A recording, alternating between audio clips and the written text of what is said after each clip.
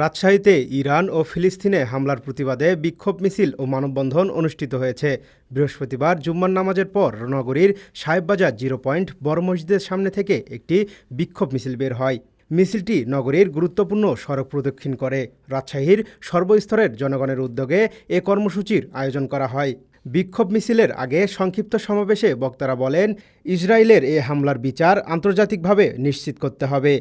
এই আমেরিকা আর ইসরায়েল মানবাধিকারের নাম করে আজকে বিভিন্ন জায়গায় যে হামলা চালিয়ে মুসলমানদেরকে হত্যা করছে, আমরা তার প্রতিবাদে আজকে দাঁড়িয়েছি। দ্রুত জাতিসংঘ যেন আন্তর্জাতিক আদালতে এই বিষয়টি তুলে ধরে এবং ইরানে যারা হামলা করছে এবং নেককারজনক যে হত্যাযজ্ঞ চালাচ্ছে সেটির আসলে বিচার কার্য শুরু করে আমরা দাবি করছি। ইরান কিন্তু একা না, আমরা প্রত্যেক মুসলমান ইরানের পাশে আছি এবং যতদিন ইসরায়েল এবং আমেরিকা তারা বিভিন্ন মুসলিম রাষ্ট্রে তাদের যে চাপিয়ে দেওয়া মতবাদ এটাকে স্টাবলিশ করতে চাবে, আমরা প্রত্যেকটা মুসলিম কান্ট্রি থেকে প্রতিবাদ জানাবো আমাদের নিজেদের অবস্থান থেকে। অন্যদিকে একই স্থানে ইসলামী জনকল্যাণ ফাউন্ডেশনের উদ্যোগে একটি মানববন্ধন অনুষ্ঠিত হয়। মসজিদুল আকসা ও ফিলিস্তিনিদের উপর চলমান হামলার প্রতিবাদে এই মানববন্ধনের আয়োজন করা হয়। মানববন্ধনে বক্তারা বলেন, ফিলিস্তিনের মুসলমানদের সাথে রয়েছি।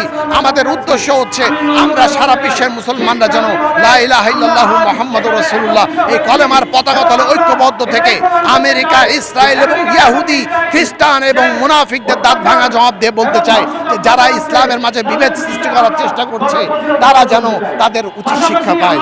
এই মুসলমানরা তোমরা এখনো বসে আছো, ফিলিস্তিন কিন্তু এখনো মুক্ত হয়নি। কতক্ষণ আর ঘুমিয়ে থাকবা? কতক্ষণ আর ঘুমিয়ে থাকবা? আওয়াজ কি বুলন্দ করবা না? আওয়াজ উচ্চ করবা না? ফিলিস্তিন সম্পর্কে তো বলতে হবে, প্রত্যেক মুসলমানকে জানতে হবে অন্য মুসলমান কষ্ট অবস্থা আছে।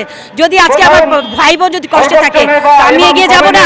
ফিলিস্তিনের বাচ্চারা, ফিলিস্তিনের মুসলমান আমার ভাই ভাই, আমরা তাদের জন্য এখানে একত্রিত হয়েছি। আজকে এই প্রতিবাদ এবং বিক্ষোভ সমাবেশে আমরা বজ্রকণ্ঠে আওয়াজ তুলে ইসরায়েল এবং আমেরিকার যে উদ্ধত আচরণ, যে অত্যাচার, যে নিপীড়ন মুসলমানদের উপর, এর প্রতিবাদ জানানোর জন্য এখানে সমবেত হয়েছে। বক্তারা আরও জানান, প্রতি বছর পবিত্র রমজান মাসের শেষ জুম্মার পর ফিলিস্তিনের প্রতি সংহতি জানিয়ে তারা এ ধরনের কর্মসূচির আয়োজন করে থাকেন।